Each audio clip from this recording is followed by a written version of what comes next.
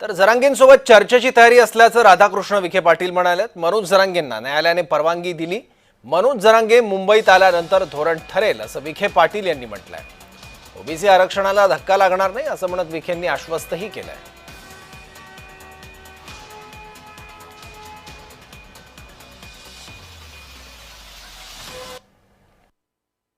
त्यांना उशिरापर्यंत किंवा मला वाटतं उद्यापर्यंत मुंबईत पोहोचतील ते। त्यांचं आता जी त्यांना परवानगी न्यायालयाने दिलेली त्याप्रमाणे ती काय प्रक्रिया व्हायची ती होईल। आता त्यांची सरकारबरोबर चर्चा करण्याची तयारी असेल ते म्हणतात, मी ते आता आपल्या माध्यमातून पाहिलंय। आम्ही आमची तीच भूमिका आहे। आम्ही सुद्धा काही प्रतिष्ठेचा प्रश्न केलेलाच नाही हा। आम्ही सुद्धा चर्चा करायला तयार आहोत। पण आता उद्या मुंबईत आल्यानंतर मग काय धोरण काय ठरतंय त्याप्रमाणे निर्णय करू।